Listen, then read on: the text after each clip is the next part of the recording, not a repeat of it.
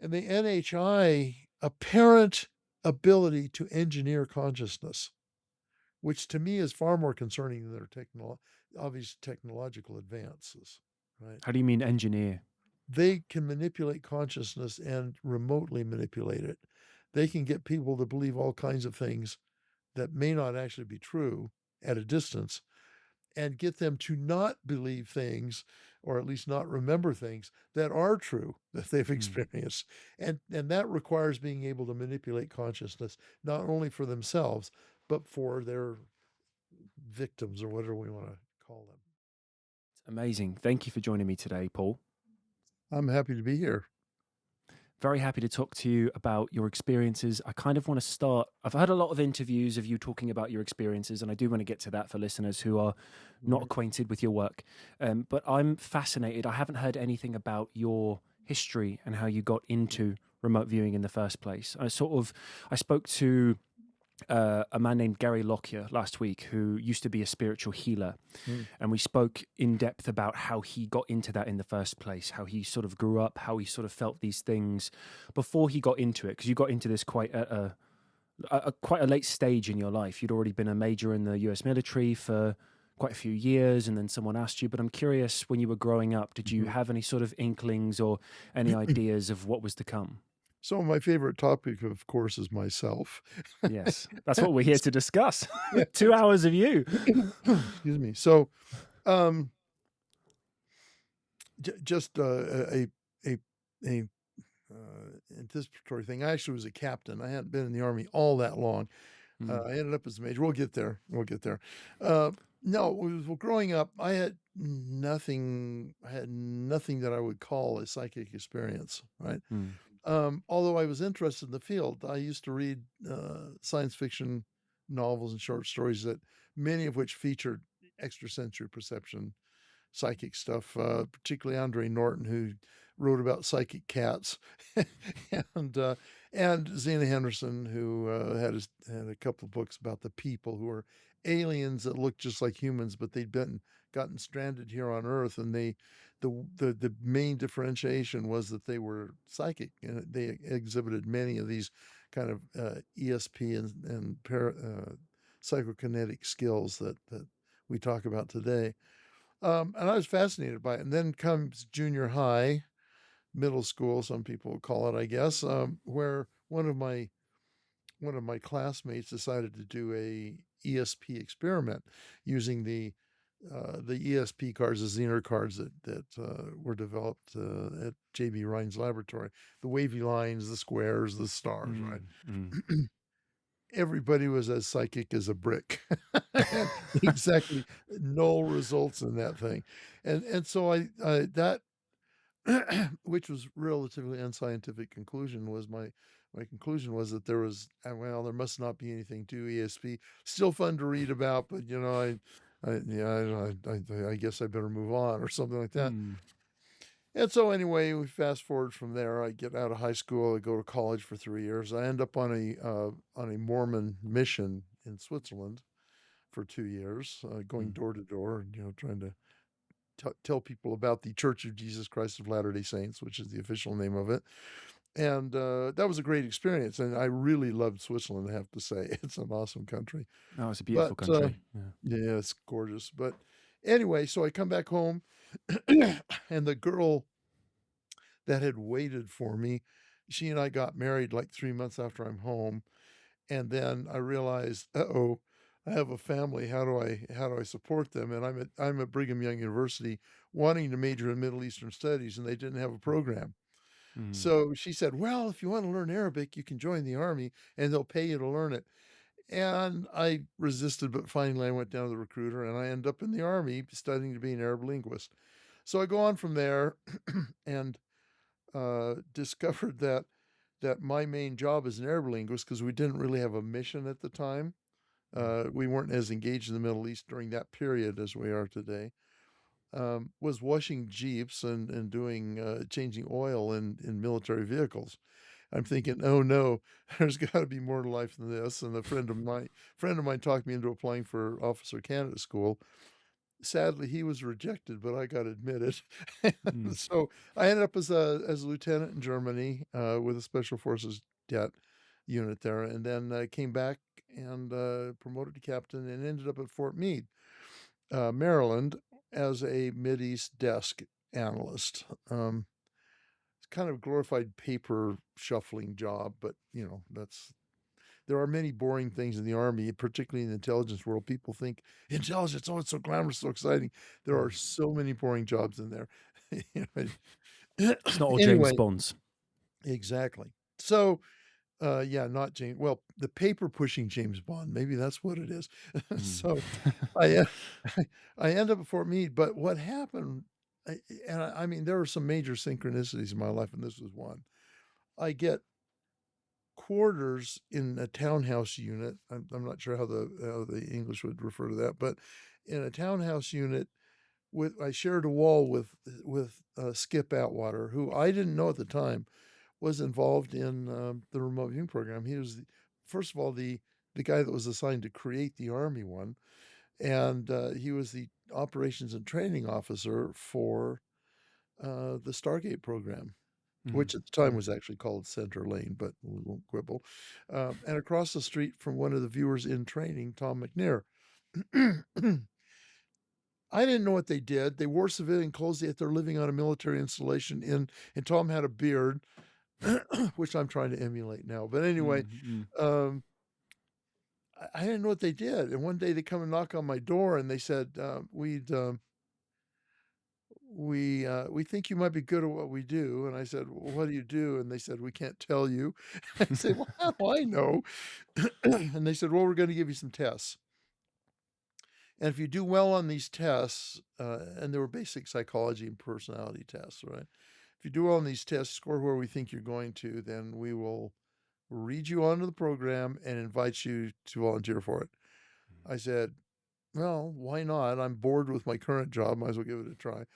So apparently I scored where they thought I would. I ended up over in their building with Tom reading me signing this non-disclosure agreement that was, of course, the Army calls it something different, but a non-disclosure agreement that essentially was more draconian than anything I'd ever signed for top secret compartmented intelligence. It was really, really serious one. And Mm. so then after I was done signing it, Tom says, okay, well, our mission here is to collect intelligence against a foreign threat using a parapsychological discipline known as remote viewing. We're essentially inviting you to volunteer to become a psychic spy. And he goes on to say some other things. Well, now you don't have to tell me now. You have 24 hours. These are things you can tell your wife. And he didn't even finish saying that stuff before I said, what? Never mind that. Where do I sign?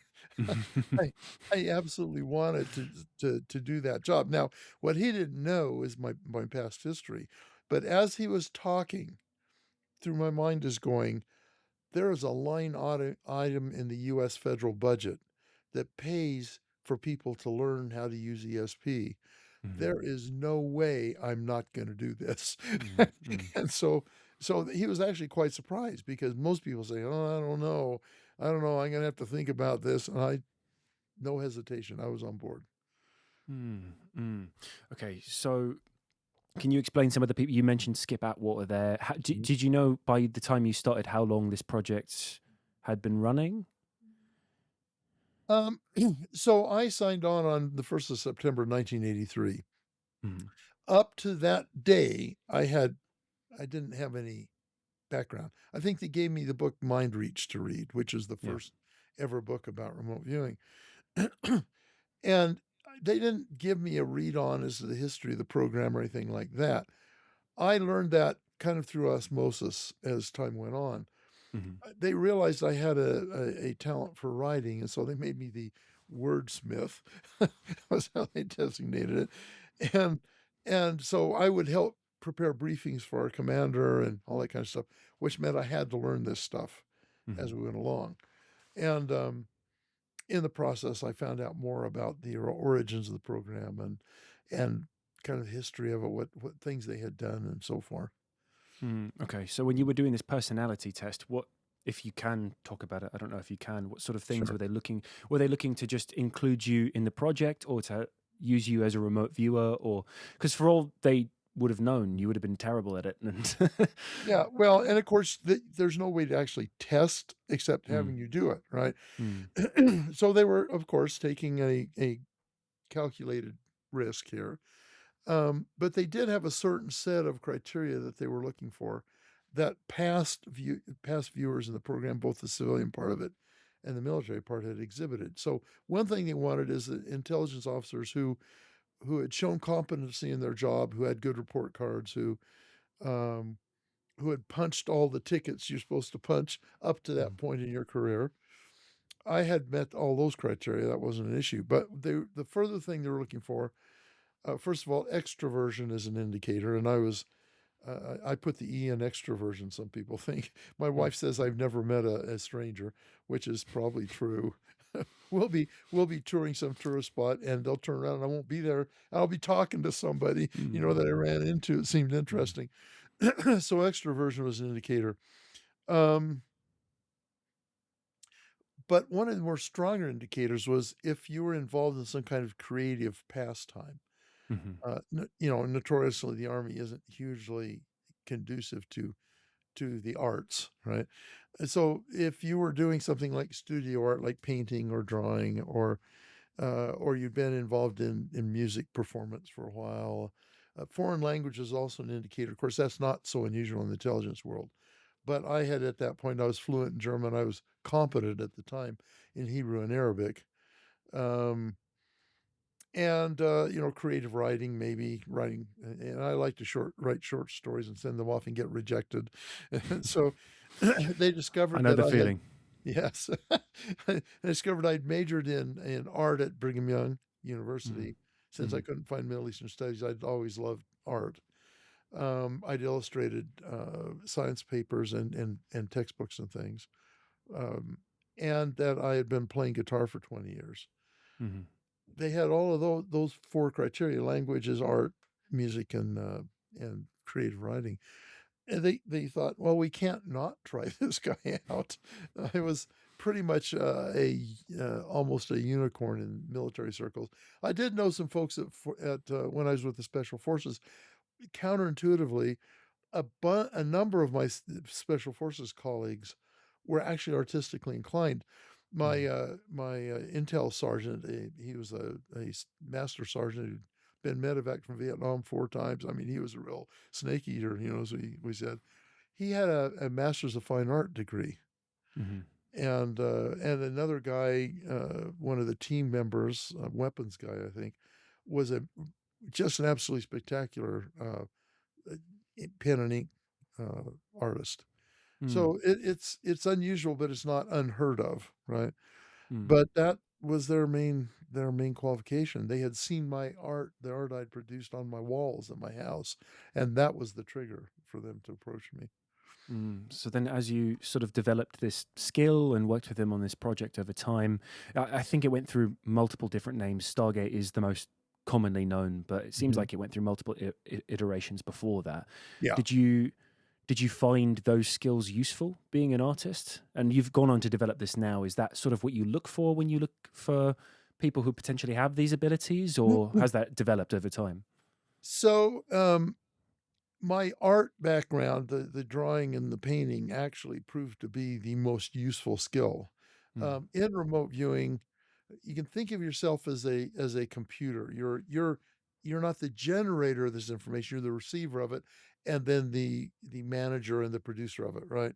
mm, Not the producer, but the outputter, I guess you could say. So you think of a computer needs to have output devices, and usually in these cases, it's a printer, right? So mm, in a way, you are the printer as well. And so verbalizing is something most people can do, although they're limited by the vocabulary. The bigger vocabulary that you have, obviously, the better you can express what you're experiencing, right? mm, mm, But even more important is the ability to sketch and represent graphically what you're perceiving. Because mhm, there are a lot of things you can't describe very well, and yet if you can sketch it on a page and capture the essence of it. And so my artistic background was really very valuable here. Probably also facilitated me acquiring what we call the signal line, right? The remote viewing signal line. Facilitated that because I was open to receiving those kinds of nuances. And I'll speak loosely here about right brain, left brain. Any psychologist listening, I understand I'm being simplistic, but there's sometimes the easy way is the best way, right? Sure, sure. So, generally speaking, the signal has been demonstrated to be largely centered in the right hemisphere when it comes in.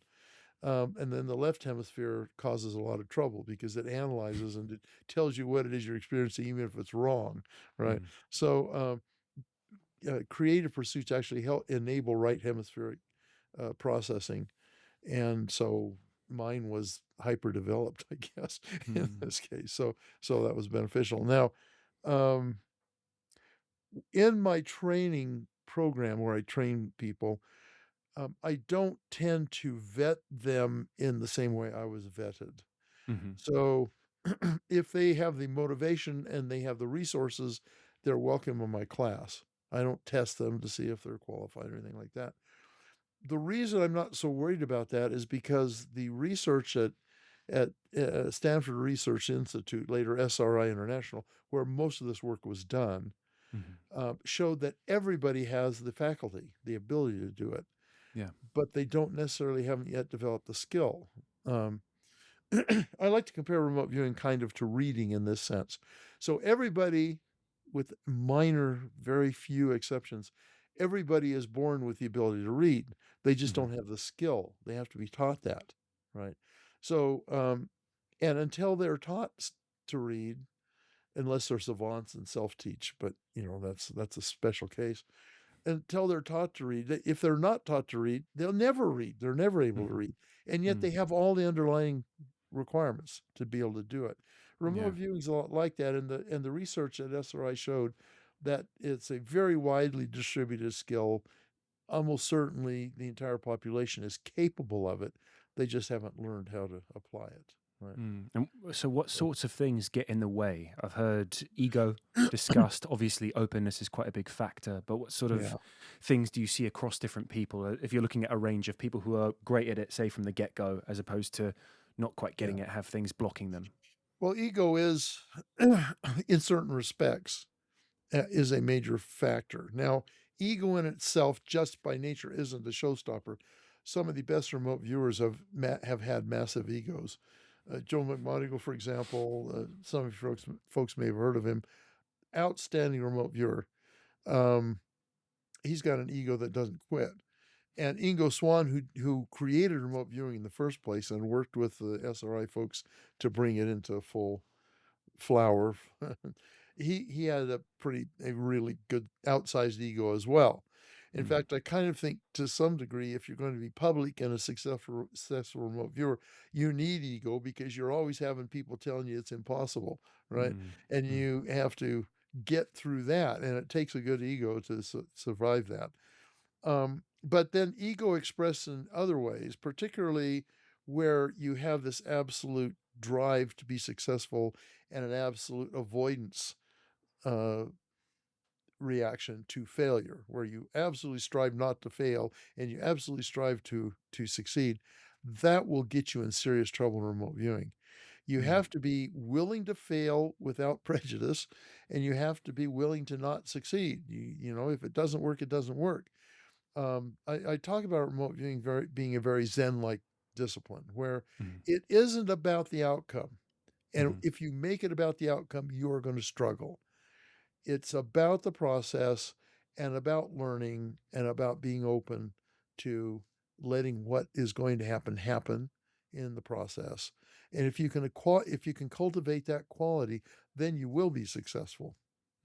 And having spent so much time with it, do you suspect that this is something ancient that humans have always had, or do you suspect it's some sort of evolution in the human brain?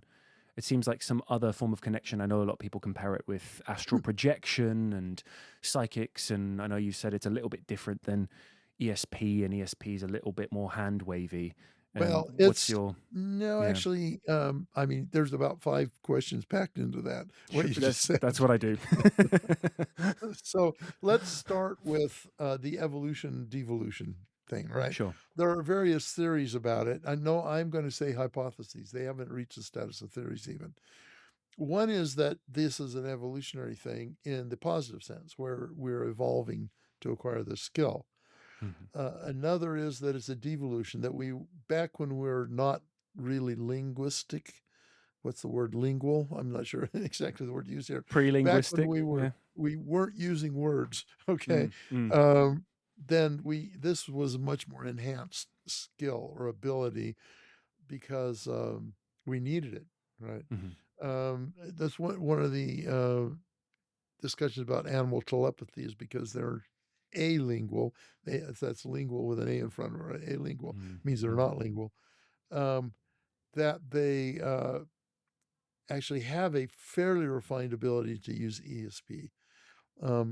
My opinion is that it's not a and then the devolution side is where we don't need it anymore, and we have lost the ability gradually. We only have a rudimentary right. ability anymore. I don't believe that, and I don't believe the evolutionary thing either. I think it's an innate part of being alive, and Mhm, an innate faculty and bequeathed by the fact that we are conscious. Consciousness, I think, is the key to this. Um, Now, it's possible that we haven't developed the skill because we don't need it as much anymore because we have the language ability to communicate, to pass on information so we don't have to discover it ourselves, most mhm, cases, and so on. So we haven't developed the skill as much as maybe we had in the past, but I think the faculty is still the same. mm, mm. It's okay. There's So a that was, go ahead. so yeah. Sorry, if you Yeah. remembered any of my other questions, or we can Well, I just. was about to go into one, which is ESP. Uh, Oh, please do. Yeah. yeah. So ESP, extrasensory perception, is a category, right? Hmm. There are two main categories in this field. There's extrasensory perception and there's psychokinesis. Mm, Psychokinesis is mind over matter. Some people still use the term telekinesis. I think that's an obsolete term because telekinesis doesn't pick out the ability as well as psychokinesis it does. mm, mm, I could get into that in a minute if we want to, but well, let me go on with this. ESP, the other side of it, is more passive. We receive information. People get confused when they hear extrasensory perception. They think extrasensory means you have an extra sense, right? mm. Like a sixth sense or a seventh Sure. sense. That's nonsense. Extrasensory, as originally coined, means outside of the senses in the sense of extraterrestrial. We talk about extraterrestrial, that means not of Earth, not Hmm. involving Earth, right? Mm, And there's lots of other extracurricular means outside of the school environment and so on. Extrasensory means not involving the senses, outside of the senses. In other words, you have a perceptual experience that has visual elements, but your eyes aren't involved. mm, Eyes aren't transmitting the information. The optic nerve is not transmitting the information. Um, and none of the other senses are are involved as well. The sensory perception centers seem to be involved, but they aren't being stimulated by the senses. Okay, mhm, that's what extrasensory means. And so remote viewing is actually an extrasensory skill. It's just one of the more specialized things. Psychometry is an ESP based skill.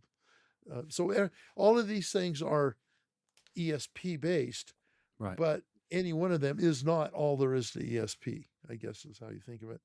You could draw a Venn diagram. I won't get into that. Yeah. Were there But any studies looking into during, say, I'll just call it Stargate, just overall, we can yeah, use that for the podcast. Were there sure. any sort of studies or research looking into these other abilities that you're talking about, or was it just sort of remote viewing that was focused and honed in on? Well, so early on, the CIA that started this whole thing Hmm. didn't keep it going, but started it. Hmm. The CIA was interested in anything that might be practically useful because the Russians were doing this, Soviets at the time, but they're isomorphic with the Russians, basically, at least the people who were driving the train. The Russians were spending literally millions and millions, hundreds of millions of dollars equivalents, not rubles, but dollars, because the ruble is worth a lot less, okay, on this. And the CIA thought, well, we get better figure out why they're doing that. Um, we're not sure there's any there, but the Russians seem convinced of it. And so they were interested in psychokinesis, PK. There was some thought about maybe being able to remotely interrupt the, mess up the innards of a computer, maybe deflect a ballistic missile in some way by changing the guidance system or whatever. Although people would technically say ballistic missiles don't have guidance because they're ballistic, but we won't get into the nuances here. um, uh, they thought maybe PK, psychokinesis, would be useful. So that was what they first were interested in when SRI got involved. But very quickly it was discovered that psychokinesis is not reliably repeatable. It's not directable. It doesn't happen on command. And it just couldn't be engineered the way they wanted to engineer it. And so the next best thing was remote viewing, because that did seem to have some reliability and at least provided the ability to obtain information that was not available to any other typical intelligence collection systems. So So sort of the connects other my stuff, mind I to mean, we sorry, toyed yeah, around with please. dowsing and actually used it operationally, particularly in the counter-narcotics domain, where finding things was the biggest deal. And we could maybe talk about that later too. We'll see where it goes.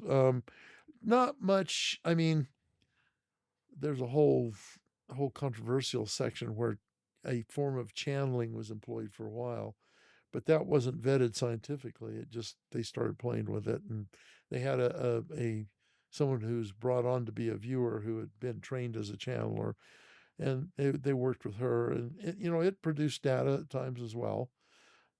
So yeah, I mean that's a lengthy answer to your short question. So Thank you. Yeah, I'll try to keep it to one question at a time. Because you mentioned dowsing there, and I know yeah, you have taught courses on dowsing. Dowsing, in my mind, is an old English gentleman walking around a field with a couple of yes. sticks looking for a source of water. I'm curious how maybe you use that for military application. Well, that is the classic thing. Of course, here in the United States, we'd say an old prospector with his donkey out trying to find water, in the Mm, desert, right? mm, Same idea, right? But historically, dowsing hasn't been used just to find water. That's mm, one of, in fact, if anything, is one of the more simpler uses of it.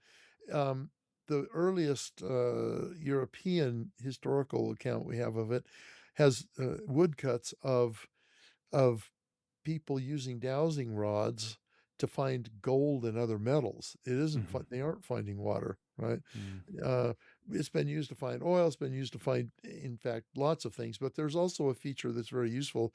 We call it map dowsing, and I could go on at length about how this may or may not work. But in map dowsing, you have a map. And you mm, have something that's missing or something you're trying to find that are not mhm, exactly the same thing, right?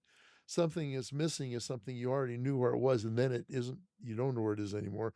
mm. Something that you're trying to find is something you suspect is out there, but you've not known where it was in the past. That's the difference between the two things.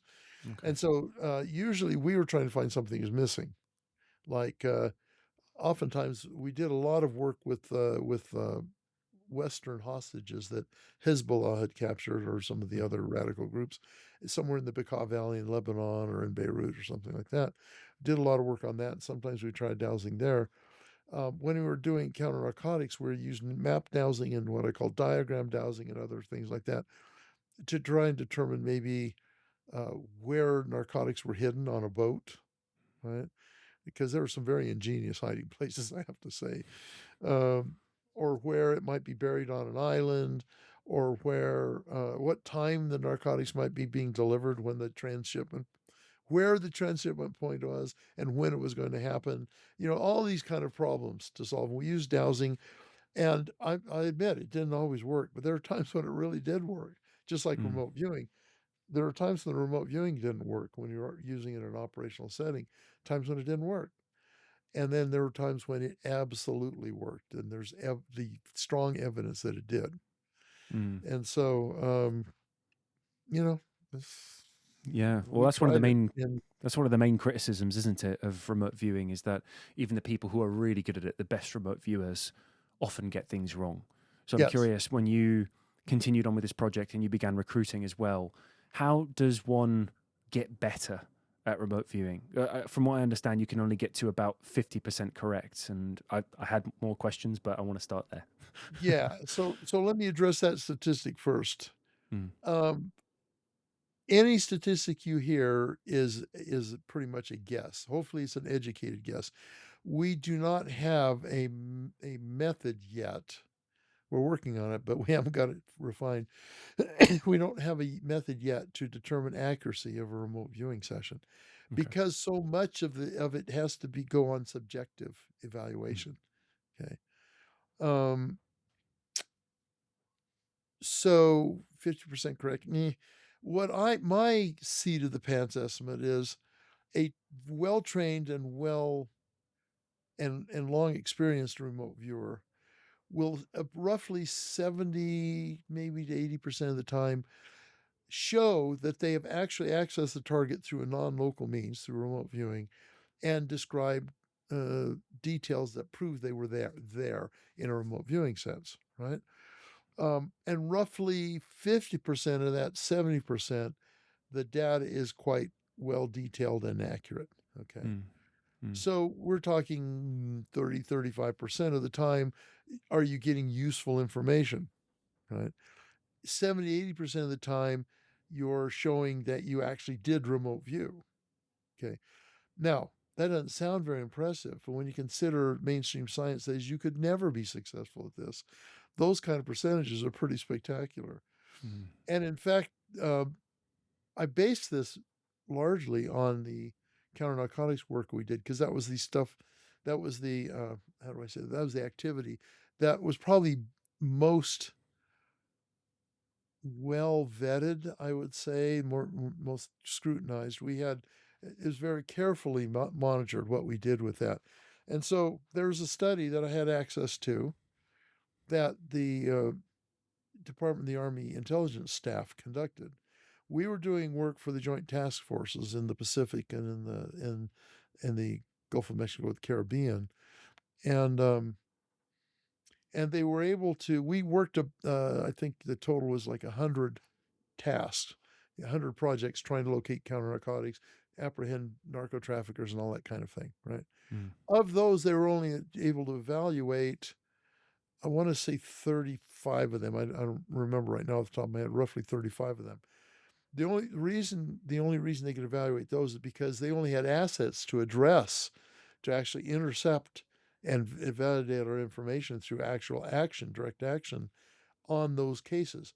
We were mhm. able to work way more cases than they had the resources to actually investigate, right? Right. But they were able to do those, and they tabulated those, and of those, um, roughly 32%, if I'm remembering right, were total misses. Another 32% were mixed bag. Some of the data we presented were correct, other couldn't be evaluated.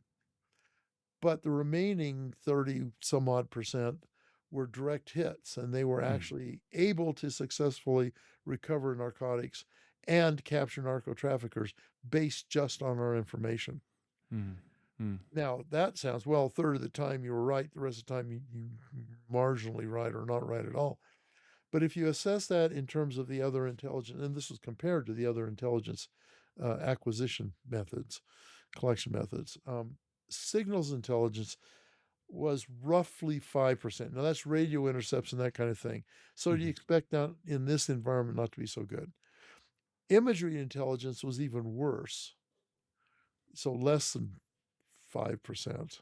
Sure. Um, because I mean, you're flying satellites, you're flying airplanes, they take a picture of a boat. Okay, so what? You know. And the gold standard, which is human intelligence. So you have moles, you have people who weasel their way into the organization, you have informants that tell you things, that kind of thing. That was only about 15%, and yet we were turning 30 to 35% success. Mm, mm, So when you compare it to the more standardized forms of collecting intelligence, it was pretty dang impressive. yeah.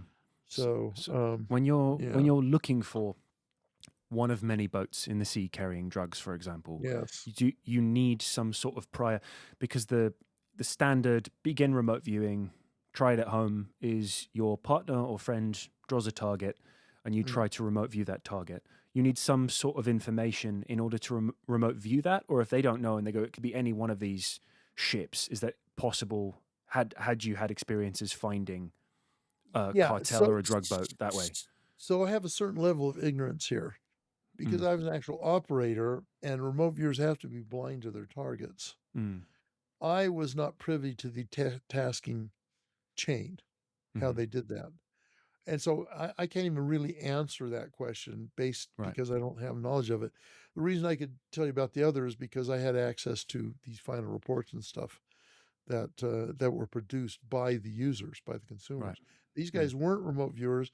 They didn't have anything directly to do with the program. They just used this like they would some other kind of collection means. And so they would be actually the best judges of whether this was working or not. They wouldn't have any skin in the game. They weren't biased. If we were doing it, we could always be accused of bias if we were doing the evaluation. These mm, guys, they had no bias. mm. So So if you were so successful, why do you think they shut it down?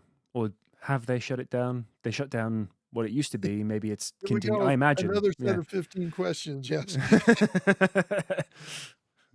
And these are all easy to answer. So let's do the have they shut it down first, okay? Mm, And the answer is yes, they've shut it down, at least in certain agencies. Now, I know for a fact, I can say for a fact, let's put it that way, that the military services are not involved in this at all anymore. Okay. mm, Um, the Then the question, of course, well, the CIA is still doing it, and I have reason to think it's not doing it either. The reason is that I and Hal Puthoff, the scientist that was the main guy at SRI, were approached several years ago by a high-level CIA official and asked, obviously privately, what would it take to get a program started again at the CIA? And so we were offering advice. Obviously, if they were asking that, they didn't have a program. This mm, person was in a position to know whether they had one or not, right? They didn't have a program. Unfortunately, this person's next higher level, which was essentially the deputy director level, and I'm purposely being vague about it. I don't want this person to be identified, right? Um, in general, the person when they approached the deputy director and said, "Look, this is what I've got. This is what we want to do." That guy said, "No way in hell are we going to do this. That is a third rail. It would be the worst thing in the world for the CIA to be discovered actually having done this. We're not even going to mm, touch it." mm, So, um, so they're not doing it now. I suspect that the National Security Agency is doing it. They had a program at the same time we did. mm, Okay, we knew their viewers. Nowhere have I seen that they canceled the program because they weren't part of Stargate. That was a separate effort. Nowhere have I ever seen that they've canceled it. That doesn't necessarily mean anything. They may not have mentioned it, right? But there was a whistleblower, I don't know, a number of years ago, who implied that they were still using remote viewers. And mm, the guy was definitely a CIA guy, fairly high level, and I would expect that he would at least have some inkling about this. So, um, my suspicion is I don't have hard evidence. My suspicion is that NSA is still doing it, and I hope they are. I hope they are. This is a skill set that it's less valuable today than it was back then because we now have many more means of surveillance and such. The surveillance technology has improved dramatically. So many of the problem sets that we would have been assigned because they didn't have a way of addressing them are now addressable by technically advanced systems. There are still some things that it doesn't matter how good your technology is, you're not going to be successful with, which remote viewing may well be able to address. So I am hoping that NSA is still doing this. Mm, mm. Well, I think remote viewing is talked about a lot today in tandem with the UAP Yes. conversation and how Puthoff. And I'll start off by asking, did you have any experience in Stargate with UFOs, UAPs, contacting Yes. otherworldly beings? Yes. It's kind of a checkered experience, we shall say. um, the obvious thing, and I actually have a lecture I give on at conferences and stuff on UFOs and remote viewing, or UAPs remote viewing updated, right? Mm, Um, Whenever you have a mystery, which is UAPs, right? Mystery, and no normal technical or otherwise means or seems able to answer the question of whether they're real or not. Well, then you can go to an enigma to try and solve the problem, which is remote viewing, right? mm, And very from the beginning, people were interested in applying remote viewing to finding out things about UAPs and NHI as we're calling them today. Um, and so the probably the earliest occasion I know of that's on record is Pat Price, one of the very earliest remote viewers, coming into Hal Puthoff's office one time at SRI and dropping a stack of papers on his desk and saying, I had some time last night, so I decided to make a survey of the planet, see if I could find any UFO bases, and I found 4 of them, right? mm, And and this is all documented in Skip Atwater's book Project 8200. I'll put a plug in for Skip because he's a great sure. guy. Mm, But the book covers his research into Pat Price's UFO bases using Stargate remote viewers. Now he was fairly legitimate about it. He felt like it was a sort of a training target, kind of a target set, because first of all, when you do a lot of, for example, counter narcotics targets, you start getting suspecting that you have to be blind to the target. You're supposed to be blind to the target because you don't want your left brain intervening. If it knows what the target is, it will get in your way. mm, You're supposed to be blind to the target, but once you've done enough drug boats, you start to wonder if the next one you're going to get is another drug boat, right? right, So right. you may not be technically front loaded, but in a sense you are. Um, so Skip, we did a lot of projects, Soviet science and technology targets, Chinese nuclear tests, all kinds of things, lots of hostage ones, where you get used to the target set you're doing, and you start to suspect things. So Skip liked to throw stuff on us that were totally unconnected with anything we did, and Mm, obviously a UFO base proposed by Pat Price would be kind of the perfect thing because this is nothing you would have guessed, mm, right? mm, And so Skip was just really good at following good solid protocol and doing it, which would enhance the chances that the data is correct, and uh, and not to tip us off that we were getting one of these targets. He was really good at that. Now we had also another guy who the 2 people who were most prominent in this would be Skip Atwater and this other guy, Ed Dames, who you mm. may have heard of. A lot of Yes. people heard of Ed Dames. Mm, Sadly, he passed away, I don't know, a month or 2 ago. On my website, on my blog, I have a kind of a memoriam to him that I test. I mean, I knew Ed for decades. I met him first in 1983. I won't go into all that unless that comes up later as a question. But he was enamored, really enamored of the UFO, UAP, ET, NHI question. mm, It was quite educating. In fact, some of my first education, it came from Ed Dames as we were driving down the Monroe Institute in December of 1983. He spent the whole time talking about UFO encounters. mhm. Some of the famous ones like Betty and Barney Hill. Uh, um oh shoot, I know him. I'm blanking his name. Travis Travis Travis Walton. Walton. Yeah, Mm, and so on.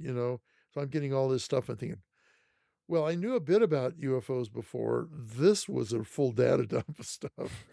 Okay, so anyway, he would run us on these things, on these projects, and because we were blind, we did not know. He would represent it as if we're doing yet another operational one. Maybe a Soviet missile site or something. Who knows, right? mm, mm, So we would get in there, and then it would turn out to be a UFO site, and it would drive us nuts. And I'm speaking both for me and for others. in the unit that we would talk about it a lot, and we'd say, Ed, not want another one of these stupid things, and because you don't get feedback on these, you don't know if you're accurate or not, you don't know if you're correct or not, Mm. and that's the frustration. So at least in the Pat Price case, we had what Pat Price had developed about it, and could compare to what he said. In fact, there was a really good hit I had on one of these sites that, well, that's another story. I'll get into that later. Sidebar. Okay. And, but Dames would run us on these things, and some of them were just total fishing expedition. They didn't even involve an actual event. Like, for example, he'd have us remote view the Supreme Galactic Council. Well, first off, he had no idea whether one existed or not. He was guessing, right? And there's absolutely no chance of feedback on that. And there are reasons to think there is no such thing as the Supreme Galactic Council, even though there are a lot of folks out there who now want to be on board that train. Yeah, we want to find out about the Supreme Galactic Council. There's very good reason to think that no such thing exists. So anyway, but he would run us on this. Now, here's the thing. We resented it at the time. I'm actually glad now that he did that, because it gives me something to talk about with people like you, right? It's the most interesting thing. You've spoken a fair bit about how important feedback was, I imagine, to training and bettering remote viewers, where I'll explain for listeners. Essentially, you would have people go to a certain location, you would have people remote view that location, and then you would bring the remote viewer after they'd mostly or accurately guessed the location to it, to sort of train them to understand that feedback and understand what was maybe different between what they'd seen and what was actually there. I want to circle back. You said you had a good hit, but when you were remote viewing these bases, you couldn't obviously. You were remote viewing something when nobody was standing in the desert with a pole or anything like that. I know a lot of people talk about USOs. I learned this term recently, is unidentified submerged objects as opposed to aerial. Were a lot of these hits in the ocean? Were a lot of these supposed bases in the ocean, or just places you couldn't necessarily access? Are you talking about the ones we worked with at Dames? Is that what you're talking about? Yeah. Well, almost none. Only there's one USO. None of the rest of them were. Okay. And speaking of that, Dolan and I have actually become friends, and so I haven't read his book on USOs, but I'd like to. One of these days I'll get to it. I throw out a plug for his book. Let me think. How does it go? UFOs. Yeah, I know. I should have prepared for this. UFOs in 21st century. UFOs 20th or UFOs for the 21st century mind, something like that. I've got it down there, but I can't read the cover. That's an excellent book for anybody who wants to do a catch up on the UFO question. Well, you can find it and do something with it in the notes or something. But I'll throw it on the screen or something. Yeah, but he's of course the one that's really kind of put USOs on the map. But we had one case where it involved USO, and there was a let me get the right country. I think it's Argentinian minesweeper that was found adrift off the coast, just drifting along. It was kind of like if you're familiar with the Mary Celeste, the freighter that was kind of a ghost ship. The food was on the galley table. The coffee hot pot was still warm. There was no damage, no sign of any kind of mechanical problem with the ship, but there was nobody on board. Literally nobody on board. The entire crew had disappeared. And to this day, at least through conventional means, nobody knows what happened to them, right? And I don't know how this came to Skip's attention, but he had or maybe it was Dame's. There's a lot of this stuff is a little vague. We remote viewed it, and I had apparently heard the story before. I don't recall that now, but I kept getting this, what we call analytical overlay, or AOL, which is mental noise. In my head, I kept getting a ship with a UFO, a ship with a UFO. I couldn't shake it. And so I just ended the session because I thought it was noise. Bill Ray, if I remember right, who is one of my good buddies there and eventually ended up as commander of the unit, he got it scared him. He got this light or a UFO kind of overhead, and the crew just kind of went nuts and ran off the ship into the water. Mm. Um, I think that was Bill. There are a couple other things right now. I'm not remembering the real details on it, but this was a thing that had emerged out of the water Mm-hmm. and then hovered over this minesweeper. And frankly, given the fact that we don't know what happened to the crew, it's probably as good an explanation as any what we developed in the remote viewing. That, Mm. as far as I know, that's the only USO we had anything to do with in the unit. So, Right. What was was that the hit that you were talking about earlier? You said you had so one. mine corresponded to a Pat Price, Okay. to Pat Price's data. So I guess you want me to go there now. I would love that. Yeah. See, I am a mind reader. No? I think you just understand where I'm going next because Of I've asked so many course, of questions course. already. Yes, I'm being silly, but which I do a lot. My Mm. wife tells me, "Don't tell any stupid jokes," and then I tell her. So I don't listen That'll to be her. the second hour of the podcast. It's Oh, just okay, silly stupid jokes. joke hour. Mm. So anyway, we were working Mount Hayes in Alaska. Skip had Joe McMonigal work all 4 sites. He only had me and Mel Riley and Bill Ray, and I don't think Tom McNair, maybe Tom did, worked the Mount Hayes, which is the base Pat Price identified in Alaska and Mount Hayes. And so I'm doing the session and I'm getting all kinds of impressions. And one of them was that there were people here. I said, they're not exactly people. I don't know exactly. It's something unusual about them. I don't know what it is. I said, but they remind me of military personnel who are in a remote assignment that they hate. Right? They're at this base and they really don't want to be here. And what they really want to do is go home, but home's a long ways away and Mm. all this stuff and getting all this. And then I discovered, if I remember this correct, I keep thinking I need to go back and review it. And I keep forgetting uh, these objects, these kinds of lozenge-shaped objects, and they incorporated a huge amount of energy within their shells, Mm-hmm. huge amount of energy. And I don't know that I even AOL a UFO. I think I thought it was a tech site, and I was Right. describing some kind of new technology. And then I sketched one of these things, and my sketch looks just like a Tic Tac.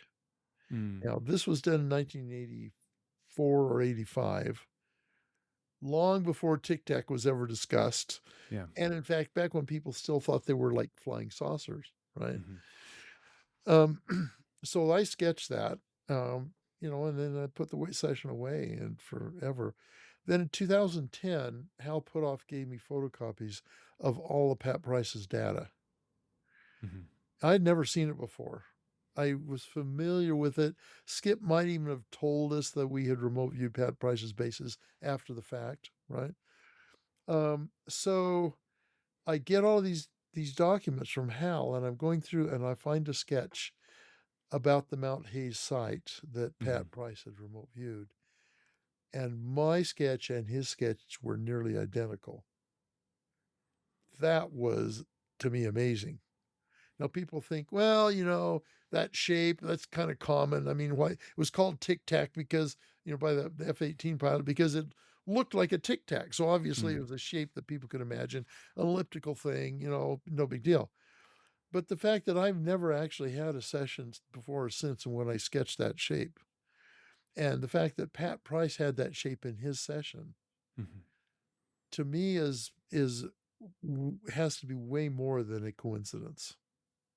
Just Yeah. It was. arbitrarily drawing a shape, because there was Mm. the shape that matched, and it was in exactly the same target Mm. as Pat had done it. So that was very persuasive and got me thinking a bit more. So I've been for years, I kind of pushed the UFO thing aside. Mm-hmm. Several of my colleagues, including Dames, when they went public, have tried to pull remote viewing and UFOs together, and I wanted to avoid that because I thought that, and I think it's still true, that irresponsibly connecting those really damages the remote viewing brand, so to Mm-hmm. speak, and doesn't help UFO at all. I've changed my mind about that now, partly because we have actually real evidence for UAPs. We have very strong evidence for it. And so now I feel a little more comfortable. Part of the problem I had was, of course, I had a lot of friends, and I had them for years, that were very invested in it. I mean, Hal Puthoff and I have known each other since '84, and we interact a lot. Ingo Swann actually was interested in UFOs.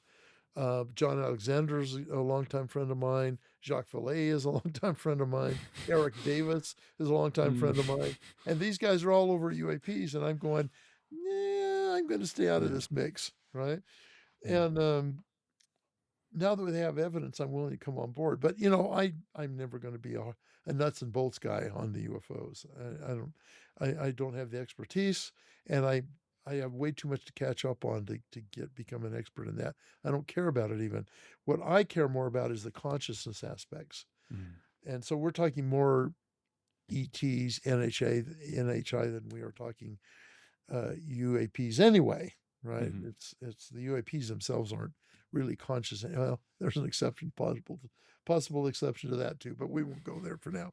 The conscious aspects, both the human consciousness interaction with whatever they are, NHIs, and the NHI apparent ability to engineer consciousness, which to me is far more concerning than their obvious technological advances, right? How do you mean engineer?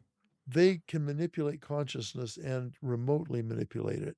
They can get people to believe all kinds of things that may not actually be true at a distance, and get them to not believe things, or at least not remember things that are true that they've experienced. And that requires being able to manipulate consciousness, not only for themselves, but for their victims, or whatever we want to call them. Right. The people Right. that entangle with them. How So does that practically play out? How has that played out in the past? I've not heard of this before. wow. Well, so my most recent education on that is reading John Mack's works. Yeah. Okay. John, you know who he was? No. John Mack was the head of the psychiatric department at Harvard University, and he became interested in abductee stories, right? And partly because they came knocking on his door, he started to study these. He used hypnotic regression to some degree to recapture memories. That's problematic.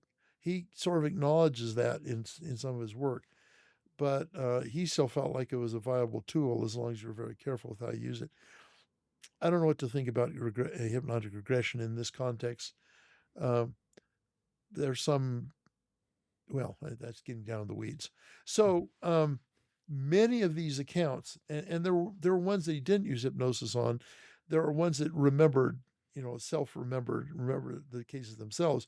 And these are, we're talking back in the, I want to say late 80s, early 90s when he's involved. This sounds similar to the Betty and Barney Hill story, where they were hypnotized into remembering their abduction. Yeah, I'm sorry. I'm taking a little while to get around to answer the question. No, I didn't know if that was connected or... The context is important. Mac was really a pioneer in all of this stuff. And now I'm blanking on the guy. Bud Hopkins, of course, was the real pioneer of this. Okay. And Mac and Hopkins interacted once Mac started having these kind of encounters and engagements.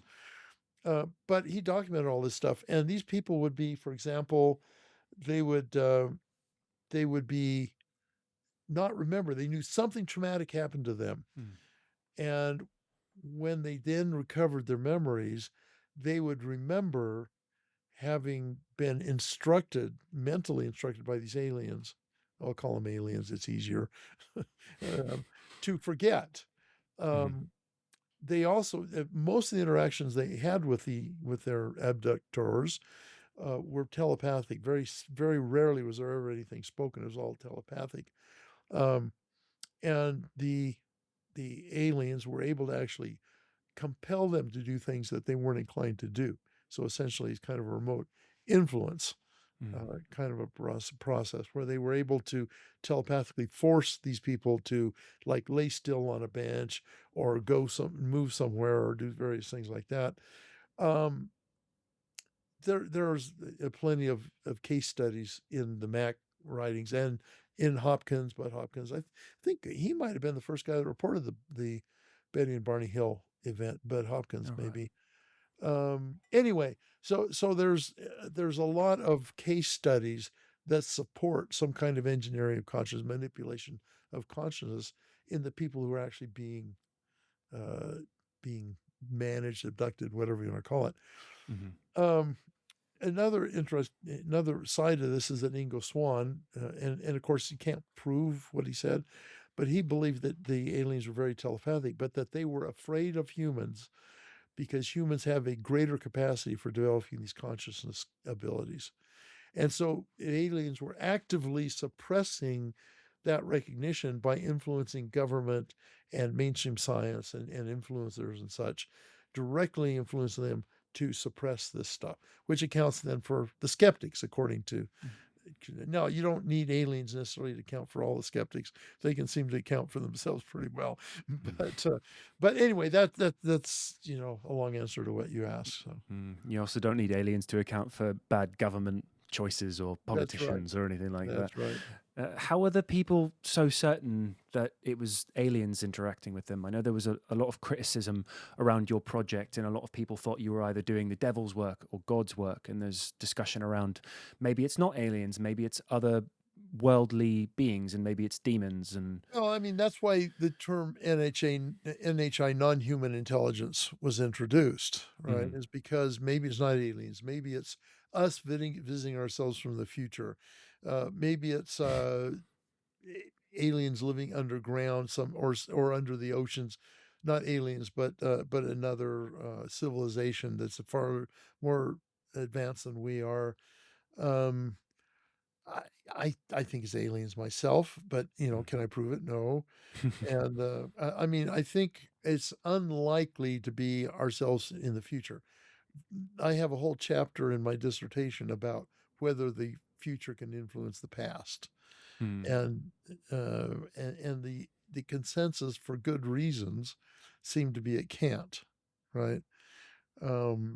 So anyway, if you want to know my arguments, you can go there and read my dissertation. I am curious to, well, just if I could get a quick overview. The term for people who don't know is retrocausality, and now it's talked a lot about with quantum entanglement and things like that. And you don't believe that is the case? Now, with quantum, the quantum entanglement business, first of all, I don't think they've really yet established they're there when they talk about retrocausality in the quantum environment. But let's say that's real. Okay. Sure. Let's say that's real. The problem here is that quantum level is very, very, very, very small. And most of the phenomena we observe in our macro world are essentially Newtonian. So, still part of Isaac Newton's world, right? And the reason we don't observe spooky action at a distance at the macro level, in other words, the quantum non-locality at the macro level, is because it dampens out as you get bigger and bigger structures, right? A tiny, and we're talking so tiny, I can't even think of a good comparison. We're talking about a tiny effect at the microparticle level. It doesn't amplify as it goes out. It gets smaller as it goes out. And so by the time you reach the Newtonian level of the universe, even though Newtonian physics is that fundamentally wrong because of quantum physics shows it is not in the macro level wrong. It still holds true at the macro level, but these quantum effects don't seem to manifest at the higher level. Okay. Now, I'm not a quantum physicist. I could be talking totally out of school. I'm not even close to a quantum physicist. Yeah. But I have yet to hear a quantum physicist that, I know a few of them. I've yet to find one that can actually convincingly argue that the things that we experience at the ESP world are explainable by quantum phenomena. Oh, okay. This is not a question. This is sort of a statement that leads into a question. I heard this the other day. There's the idea that we're all stardust, we're all born from stars, we're all Uh, born from sort of the same molecules that have sort of melded into planets and crashed apart over yeah. hundreds of millions of years. And if there's this idea that what quantum entanglement is, for people who don't know, is this idea that two molecules, I suppose, are No, much quantumly smaller than connected. that. Much smaller Smaller, molecule. is Yeah. it atoms? I can't remember. No, smaller than Um, that. These are subatomic particles. yes, okay. Usually they're photons or, um, well, I think photons are the ones that we've demonstrated the most with. Mm, Quarks, I don't know if they've done it with quarks, but at any rate, with photons, right? 'Cause sure. we're talking the individual components of light, Mm, which are really, really, really, really tiny. They're mm. so small that atoms would look like solar systems to them. Okay. Right? Okay. So So, just the smallest particles of existence yes. can be connected, and Hmm. they can be across. They can be as far as the universe apart from each Hmm. other, and they will still be connected. Which is what spooky action at a Yeah. distance was all about with Yeah. Einstein. That if you sort of spin one of these particles one way, the other one will spin the opposite way. They're somehow still entangled, and so there's this idea that they in changing and sort of in people decomposing and becoming new things, there's this idea that maybe in some way we're all connected. And I Mhm. suppose my question for you is, having worked with, moving on from UFOs and UAPs, but having worked in sort of, I guess, the realm of consciousness for so long, what is your idea or insight as to whether, are we all connected? Are we all one? Yeah. What exactly do you think consciousness So, is? yes. So the Stardust thing is metaphorically correct. Hmm. Obviously, our physical bodies are composed of the same material that has existed since the beginning of the universe. It just gets rearranged over time, right? So that part is true. Are we all connected? So, in fact, Doug Adams, the guy who wrote Hitchhiker's Guide to the Galaxy, he has this mantra in his series Dirk Gently's Holistic Detective Agency, Mm. where all kinds of things happen in this detective environment, that shouldn't have had or ought to happen, but it does because of what he calls the interconnectedness of all things. Mm. Right? Mm. And David Bohm, who's a very noted quantum physicist, uh, thinks about this in his book Wholeness in the Implicate Order. Right? He thinks about this. Now, if you think about, and I even talk in some of my classes about this. So if you think, so the idea is if, and how they normally do the experiments, they'll take a photon and they'll split it. I don't remember how they do that. Some technology. No, They no split the idea. photon, so we have two sister particles, and they're both still photons because you can't make it any smaller than they already are. So there's these two sister particles. They're both photons, but they're mirror images of each other. And if you were to separate these to either side of the Milky Way, 250 million light years across, and you were then to tweak one of the properties of one of them, and you mentioned spin, and these particles have upspin and downspin. It really doesn't correspond to spin, but that's the way they talk, right? Sure. You turn an upspin photon to a downspin, then its sister proton or photon on the other side of the universe mirrors that change instantly and without any actual causal interaction between the two. That's why they call it non-local. There's no causal chain that connects them. Mm. And that's why Einstein called it spooky action at distance, because how the heck does that happen? We don't know. Literally, we Mm. don't know. It works out mathematically and it works out experimentally, but we don't know how that works, right? And so people want to now. I'm on the trail of your question. Very quickly, remind me what the question was. The basic question. Yeah. Well, the idea is that everything is technically Oh, connected. connected. Yes. Mm. Okay. So if we were before the Big Bang, we Mhm. were in everything is universe was in a singularity, right? Sure. Quantum singularity. The singularity is unusual because everything in the universe is contained within it, but it has no dimension. Mhm. It's a weird thing. And so it's inherently unstable. So at a certain point, it explodes. We get the Big Bang, and all space unfolds, and the universe unfolds into that space, and we end up with all these galaxies and star systems and all this stuff. And when everything was enclosed in a non-dimensional space, you don't get more entangled than that. And because all the universe comes from that, then the supposition is then everything is entangled in the quantum sense. Okay. Sure. And so some people propose that the way remote viewing works is that because our brains are actually quantum dynamic systems, they're electrochemical, which is, if you reduce it down as quantum in its original nature, then maybe somehow the quantum nature of ourselves is connecting with the quantum nature of the target.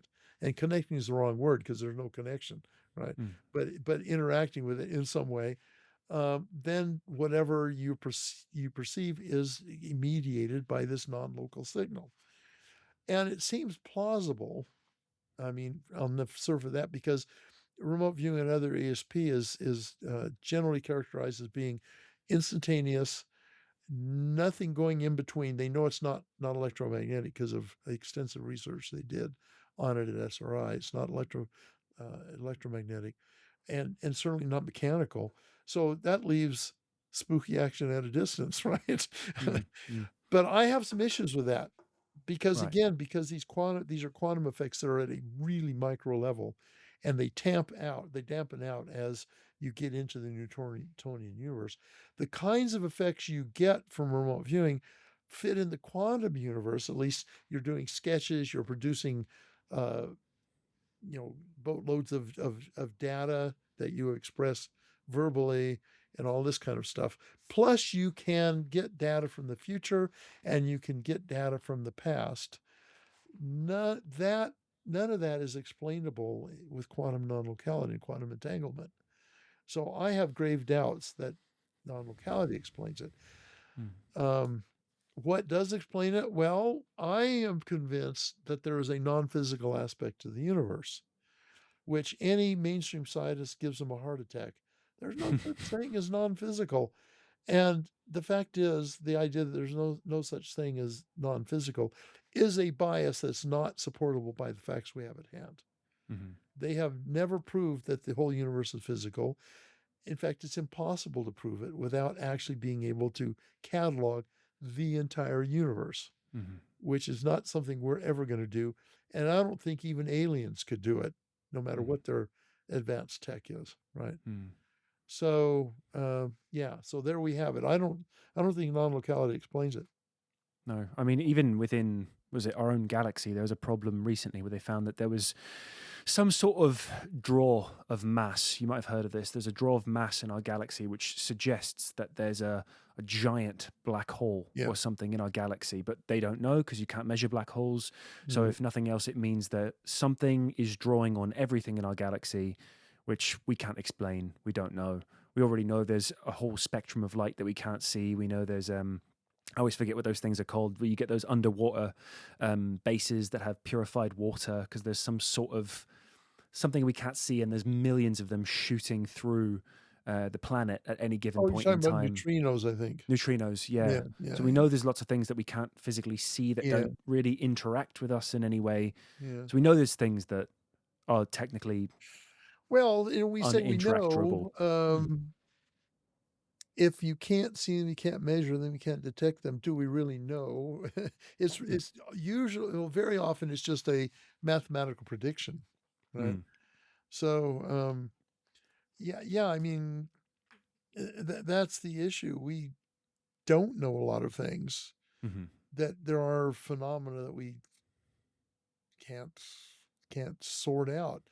We see some indications, and then we extrapolate from those indications to have a hypothesis of what may cause it, and then we may find other things that seem to confirm that the effect, but we still don't know what the basis of. And then we have a theory that's predictive, but at the same time not necessarily explanatory in terms of ontology or the nature of things, right? So you mentioned black holes, and the only way we know it's a black hole by essentially identifying what it's not, right? We see the effects it has, but we don't know, we can't actually access the thing itself, which there's an interesting parallel in ESP, in parapsychology research. So a lot of the skeptics complain, there's a few core ones that have brought this up, but skeptics complain that, ESP, That's the only scientific discipline or only discipline where you have to prove it exists by proving what it's not, Mm. right? Okay. And black holes are a counterexample of being the only thing, right? Mm. You identify a black hole to identifying everything else except what it is, right? Mm-hmm. And there's plenty of other things too. It's a vacuous skeptical accusation. It's meaningless, but they still use it. Mm. So anyway, sorry. I get on these sidebars. Have you noticed? No, no, Squirrel? no, no. Oh, That's what we're sorry. here to do. Yeah. You did briefly touch there on. Well, we sort of got round to the question. We did both get off track. That was both our Yeah. faults. But I'm curious, having experienced what you've experienced, what do you suspect consciousness really is? I actually know what consciousness is. Okay. Consciousness is consciousness. Mm. Of course, that's not helpful. Mm. It's so it's interesting. It's often said, and I think Susan Blackmore, who was a parapsychologist, has become a skeptic. I think she's the one that may have coined it, but maybe not. She says that consciousness is a strange thing. On the one hand, nobody knows what it is. Yeah. On the other hand, everybody knows what it is Mm. because we know it experientially. Mm-hmm. We know what it is. I can't tell you what it is, at least in terms of people when they say, well, "What is consciousness?" that they're looking for. I used this word ontology before. I'm going to use it again. They want an ontological response. That is, what is it made of? How does it relate to the world as we know it, and those kinds of things? Nobody knows what that is, and I'm pretty sure nobody's going to know what it is as long as they keep trying to investigate it using physical science. Mm. You Mm.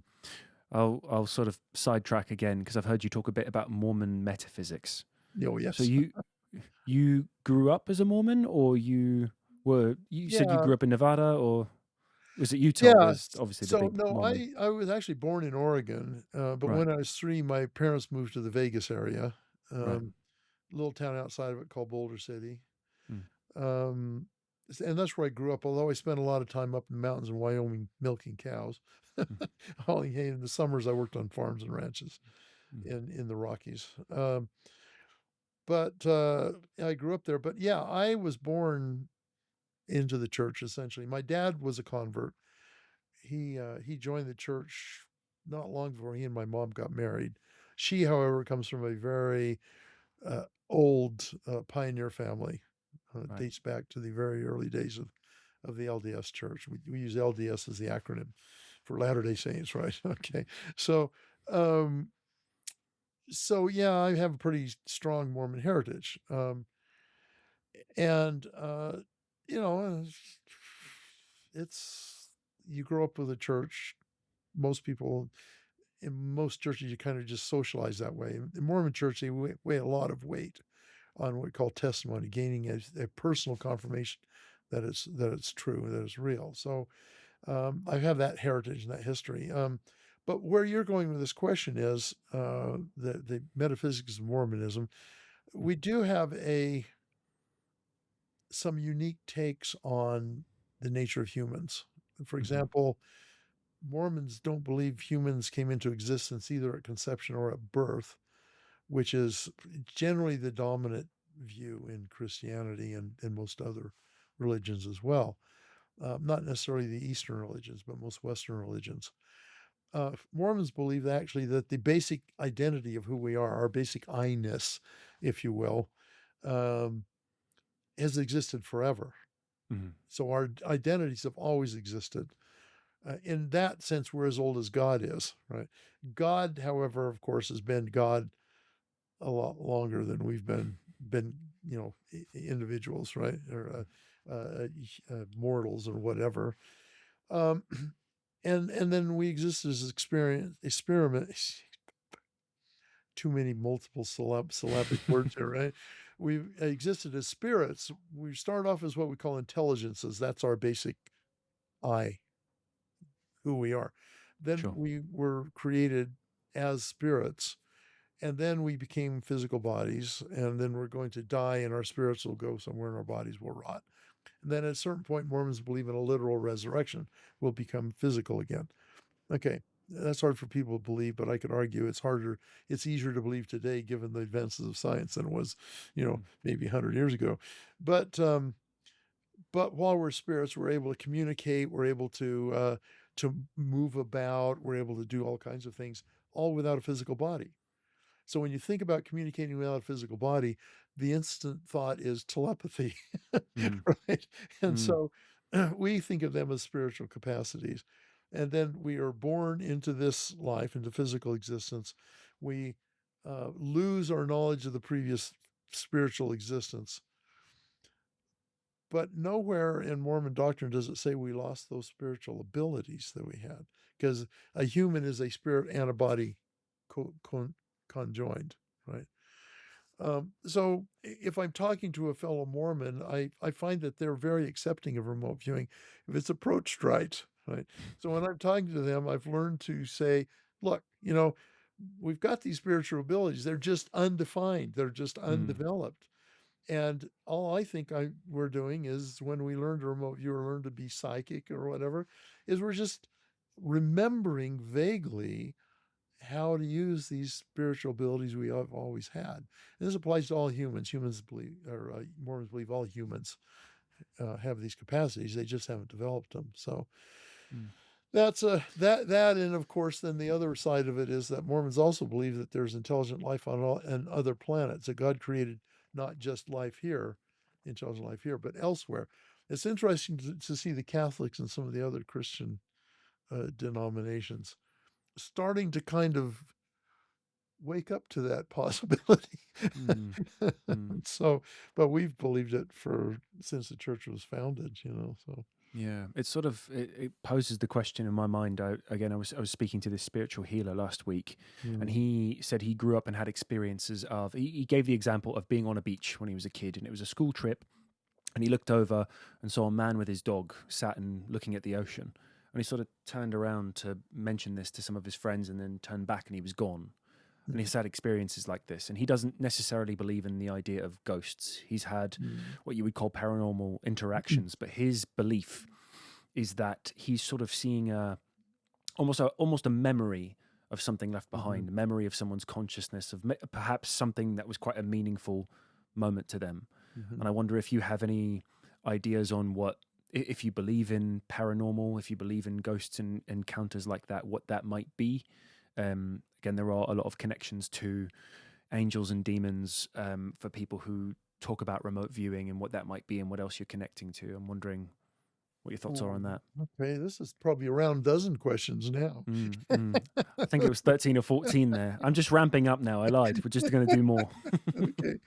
Yeah, I think first of all, it's kind of in a way amusing that paranormal has come to mean ghosts, right? Mm, The term was originally coined to represent all of these extra, potentially extra physical phenomena that humans experience. It isn't supposed to include UFOs, by the way.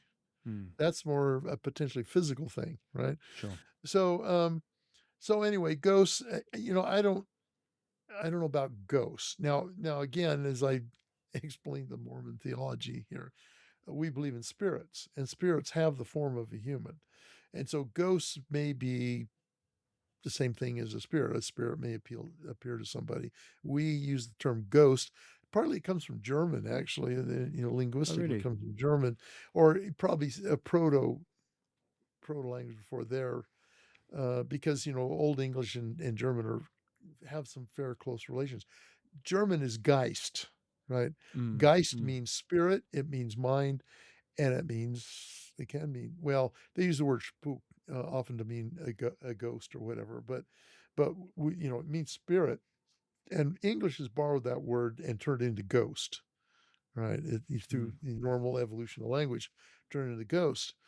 Um, so when we talk about ghosts, we've narrowed the definition down to a some remnant of a person that's still hanging around, mhm. right? Whether it seems to be conscious. There different people have different understandings of what the word ghost means. Is that real? I don't know. Is it possible? I'm inclined to think it is.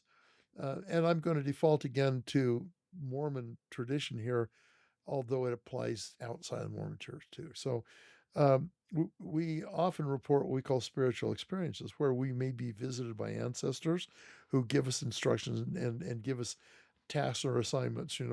Particularly applies in the realm of family history, which is a really big thing with us.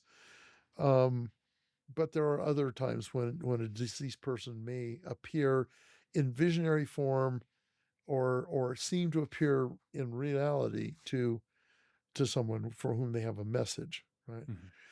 And so maybe things like that have happened, and I'm sure they can happen to non-Mormons. I'm not, I don't think this is an exclusive thing, right? Mm.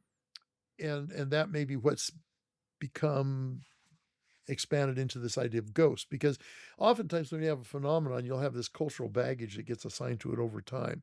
People will, it's like the gossip game or the telephone game where you whisper something in somebody's ear and they whisper in somebody else's ear, and by the time it gets to the end of the chain of people, it totally doesn't even resemble what you said, right? Mm. So those kind of things happen with these paranormal experiences, and I'm speaking here in the big term paranormal.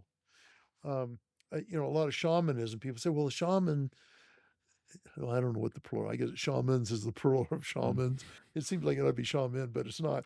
Okay. Shamanai or something. Yeah, Yeah. whatever. So Mm. anyway, they've been doing remote viewing for millennia. Well, not millennia, thousands of years.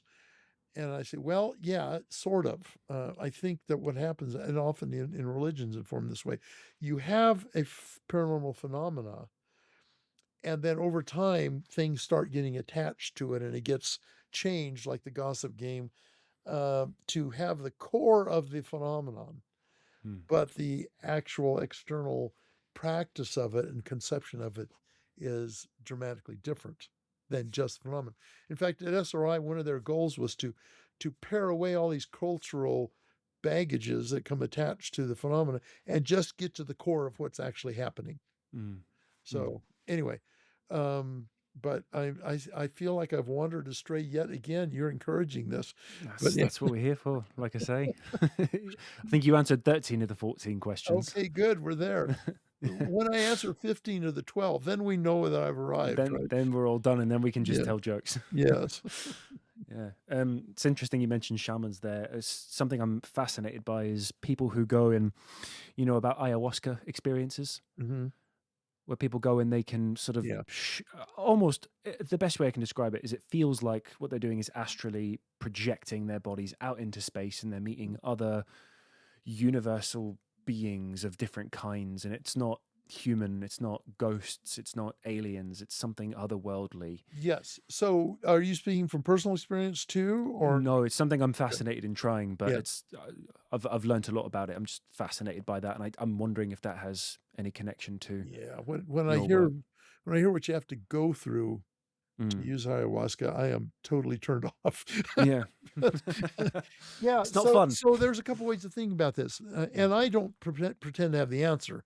Mm. When I don't have the answer, I try and find all the possible answers, and then I don't even necessarily pick one. I just want to know Mm. what the field of possibilities is, right? Sure. And with ayahuasca or with any of the hallucinogens, when you think about it, similar things are reported about LSD and so on, right?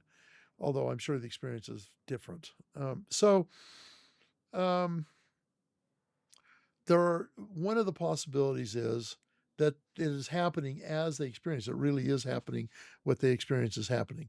That they are essentially leaving their bodies, for want of a better term, and interacting with actual beings out there in the Mm. universe somewhere. Another possibility is that it's all an hallucination, which is what they call hallucinogens, right? It's Mm. all an hallucination.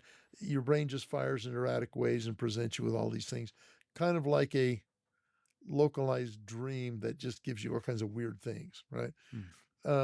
And I say localized because actually ESP can work in dreams. We'll leave that for a different We'll get there. conversation. Yeah. But and then the other thing is that it's sort of like a hallucination, but there's this discipline called neurotheology where they talk about these phenomena that people seem to have, like out of body experiences and all that, um, and trying to determine what brain structures there are that govern when you have these experiences.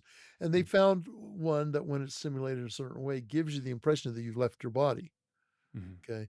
And so then they conclude, well, out of body experiences are real, but they're not real in the way people think they are. It's just your brain having a hiccup or something, right? I think that's a fairly disingenuous argument. I won't get into that because that gets detailed as well. But it's possible that ayahuasca then activates those brain centers that make you think you've left your body and you haven't.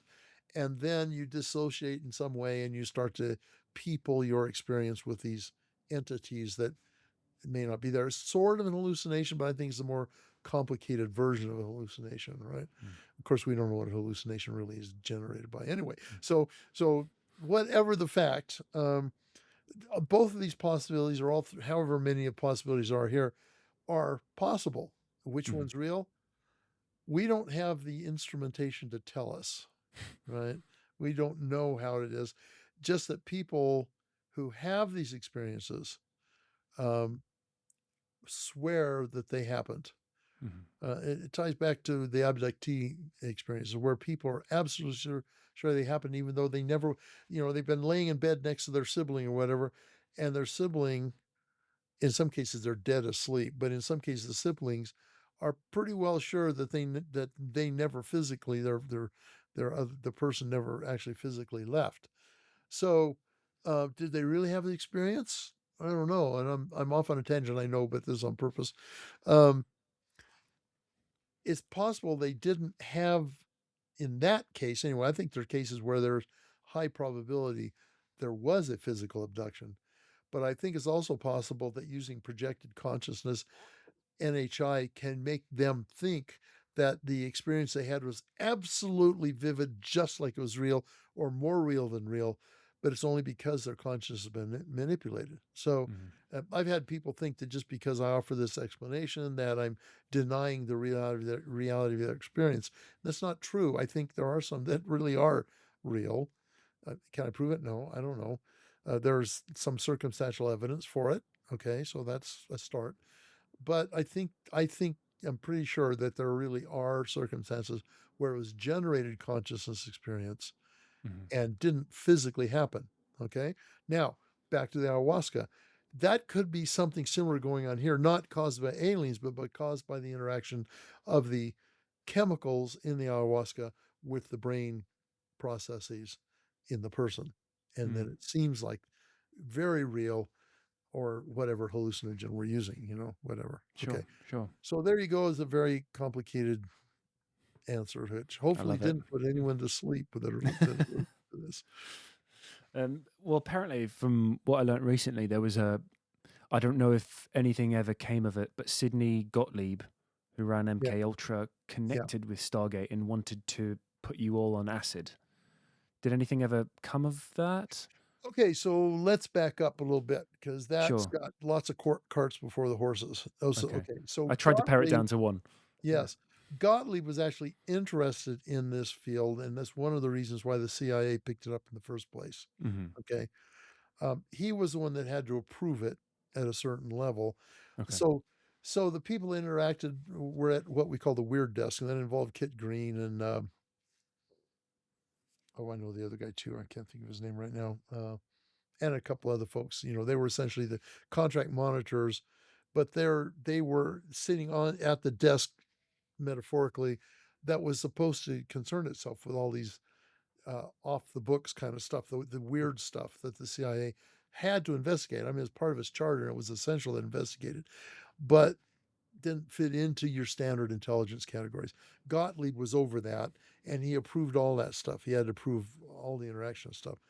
He did not become directly involved. I'm not sure. So Puthoff talks about Gottlieb. I can't remember if Hal ever even met him. He might have had to brief him or something. Now, obviously, Gottlieb had something to do with the LSD and the Secretary of the Navy that jumped out of the window at in the Naval Allegedly. Hospital, Bethesda. Yeah. In fact, so he jumped out of the same tower that my son was born in, but many years later. Right. So anyway, it's the upside. It's a silver lining to that. Yes. There was good things that happened there too. Right. So But the question of LSD and that came up early. And the SRI folks were actually mandated not to be involved, not to use it. Okay. Mm-hmm. They were not allowed to use psychoactive substances of any kind. And there were a couple reasons for that. First of all, it was illegal, even when, I don't know if it was illegal when Gottlieb was running MK Ultra. It may have become illegal after that. But at the time they were working, it was illegal by then, as I recall. And further, they did not know what the actual effect would be on the viewers. They didn't, of course, want to risk burning them out, right? Which may be a possibility. The further problem was that one of the biggest problems with remote viewing is mental noise. That's where all this stuff is there. You're trying to guess. And by the way, don't ever use guess and remote viewing together, okay? You did that earlier on, and I was going to say something, but we got distracted. Right. Because presumably we're not guessing. Mm-hmm. But we may get it wrong, but it's because we have all of this guessing we're trying to avoid, Mm-hmm. right, in our minds. And I mentioned analytical overlay. That's a major component of this, left brain guessing. So the problem with hallucinogens is there's some indication that they may enhance ESP. It's possible. The problem is they also dramatically enhance the mental noise. So you get all of these synaptic firings that normally don't fire, and you start getting like snakes crawling up the walls and all the kind of stuff that you hear from LSD trippers and stuff. It dramatically increases the mental noise too. So at the very least, you have the noise canceling out the increase in signal, right? And if you're not increasing the signal, then you're adding noise to the whole process that doesn't help at all. It complicates things. So for those reasons, we didn't get involved in any kind of psychoactive stuff. And I think that was the right thing. The Russians apparently did. This is also rumor based, so I don't know exactly how accurate it is, but apparently they did try and use drugs, pretty powerful drugs with some of their viewers and actually destroy their capability, according to the rumor. Right. So, yeah. Yeah. Well, you talk. Okay. So, is there I don't know if there's a correct term for when you're talking about honing in, when you're trying to remote view something, when you're sort of the opposite of the mental noise. Is there a term you use for that? I don't know that we have a term. Mm. Focusing, we use the word focus. We use, Sure. homing in, whatever. Yeah.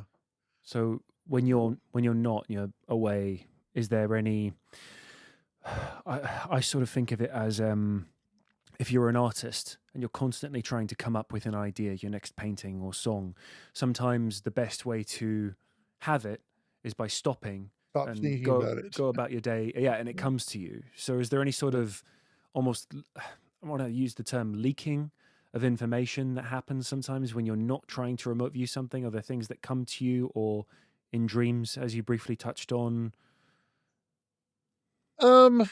Not in relation to the remote viewing process, because No. we have an actual protocol, methodology. There's an argument between whether you ought to use protocol or method here. A structured process that we follow, and you're taught to turn it off when you're done. Okay. Turn it on when you start, turn it off when you're done. And so it that doesn't mean your underlying intuition isn't still functional. In fact, people say, well, do you use controlled remote viewing in your daily life? And I say, not really, except when I'm teaching it, or if I'm asked to do an operation, but I don't use it in daily life. They said, well, what good is it to you then? I said, well, in application terms in daily life, it isn't useful to me. The process isn't. But one of the benefits I've found is that it has made me much more connected to my underlying intuition. That I find myself making better decisions, avoiding problems, embracing opportunities and things much more effectively than I did before I became proficient at remote viewing. And if you think about it, it makes sense that here you are learning to apply your consciousness in a very rigorous kind of a way. You would expect it to enhance your normal underlying intuition. I don't think it increases your intuition. It makes you better able to access it and recognize it when it's working with you. Now, there's more to intuition than just the ESP part of it. I think intuition is both physical and non-physical. But you learn, first of all, what mental noise is and how to deal with it. And you also learn, biggest problem people have is they think they're getting an intuition and they act on it when it was really their left brain giving them stupid advice, right? And so I've got relatives that do that all the time. They think they're getting an intuition or an answer to a prayer or whatever, when it's really their left brain telling them what they want to hear, right? And you learn what mental noise is, and you get practiced at editing it out. And that, by definition, helps you edit out that kind of crap from your underlying intuitional processes.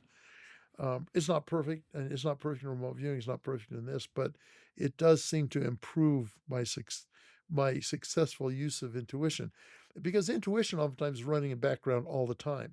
I mean, that's what gives you an early warning to a threat or danger.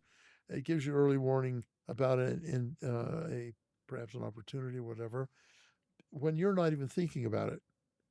And so if you're able to recognize when what is coming in is just nonsense, or when it actually has some content that's useful, that's already a win right there. So Yeah, I've heard you talk about again, I'm going to use the term feeling. When you get the sense, you get the feeling of how you do it properly. How long did it take you to sort of go into those sessions? I imagine you were trying to sort of find it in the first place, almost like you're trying to learn a skill like guitar or something, and then one day you go in and you know the F chord. How long did that take you to sort of figure out? F chord, my least favorite chord, but yes. Same. I can't give you a date. I mean, I can't tell you when. You do get inklings of it right out of the chute. I mean, to use a rodeo term. But anyway, my very first remote viewing session, when I reflect back, I sort of had the feel that the thing I remote viewed I was actually remote viewing it, but didn't recognize it at the time. It may be a case of where you have the feel, but you don't recognize it. So the recognizing that you learn, right? Whatever. But even then, it's not perfect. Even today, you have to conscientiously cultivate that, because it's very easy to lapse into a non-correct state, if you will.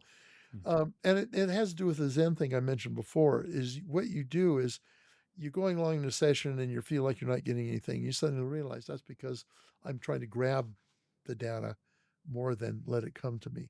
And then you have to kind of grab yourself by the scruff of the neck and say, all right, stop doing that, Zen out. Right? And then you have to cultivate that kind of Zen state, which is a sort of mild curiosity, just seeing what happens. You're not expecting an outcome. You're not expecting to get it. You're not trying to force yourself. And then it will start to emerge. So, would you say, for anyone who's listened to this and wants to try it, what sort of pitfalls can they avoid, other than, for example, not expecting an outcome?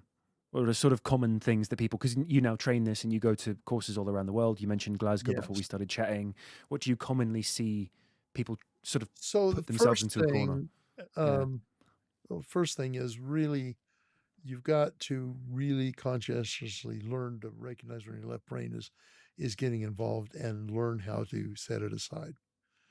I mean, that happens a lot. I get people who've gone through my whole course, but they've been so invested in left brain functioning, they still struggle to let that go and unload it.